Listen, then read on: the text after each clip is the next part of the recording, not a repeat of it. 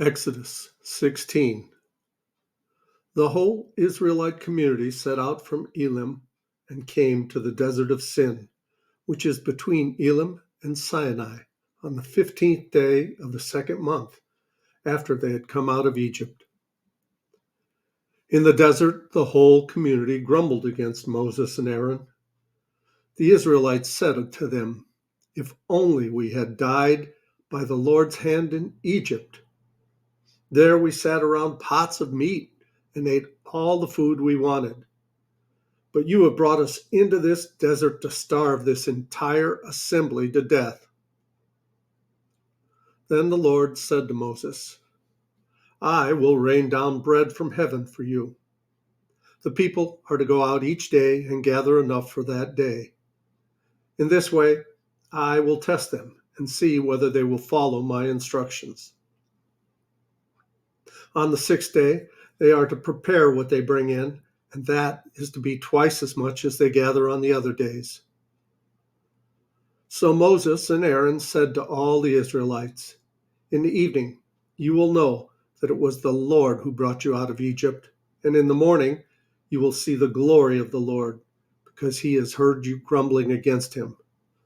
Who are we that you should grumble against us?" Moses also said, "You will know that it was the Lord when he gives you meat to eat in the evening and all the bread you want in the morning, because he has heard your grumbling against him. Who are we? You are not grumbling against us, but against the Lord." Then Moses said to Aaron, "Say to the entire Israelite community, 'Come before the Lord, for he has heard your grumbling.'" While Aaron was speaking to the whole Israelite community, they looked toward the desert, and there was the glory of the Lord appearing in the cloud. The Lord said to Moses, "I have heard the grumbling of the Israelites. Tell them, at twilight you will eat meat, and in the morning you will be filled with bread. Then you will know that I am the Lord your God." That evening quail came and covered the camp, and in the morning there was a layer of dew around the camp. When the dew was gone, thin flakes like frost on the ground appeared on the desert floor. When the Israelites saw it, they said to each other, "What is it?" For they did not know what it was. Moses said to them, "It is the bread the Lord has given you to eat. This is what the Lord has commanded. Everyone is to gather as much as they need. Take an omer for each person you have in your tent." The Israelites did as they were told.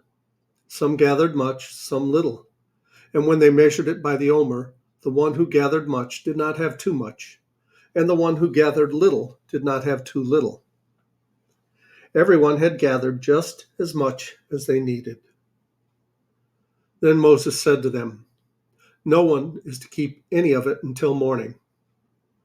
However, some of them paid no attention to Moses. They kept part of it until morning, but it was full of maggots and began to smell. So Moses was angry with them. Each morning, everyone gathered as much as they needed, and when the sun grew hot, it melted away. On the sixth day, they gathered twice as much, 2 omers for each person, and the leaders of the community came and reported this to Moses. He said to them, "This is what the Lord commanded.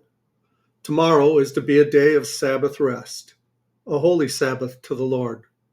So bake what you want to bake and boil what you want to boil. Save whatever is left and keep it until morning." So they saved it until morning as Moses commanded, and it did not stink or get maggots in it. "Eat it today," Moses said, "because today is a Sabbath to the Lord.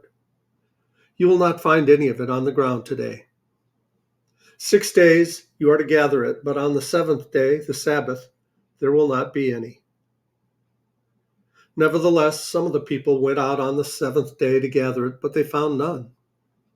Then the Lord said to Moses, "How long will you refuse to keep my commands and my instructions? Bear in mind that the Lord has given you the Sabbath. That is why on the sixth day he gives you bread for 2 days. Everyone is to stay where they are on the seventh day. No one is to go out." So the people rested on the seventh day. The people of Israel called the bread manna.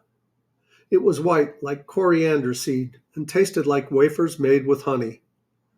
Moses said, "This is what the Lord has commanded. Take an omer of manna and keep it for the generations to come, so they can see the bread I gave you to eat in the wilderness when I brought you out of Egypt." So Moses said to Aaron, "Take a jar and put an omer of manna in. Then place it before the Lord to be kept for the generations to come." As the Lord commanded Moses, Aaron put the manna with the tablets of the covenant law so that it might be preserved. The Israelites ate manna 40 years until they came to the land that was settled.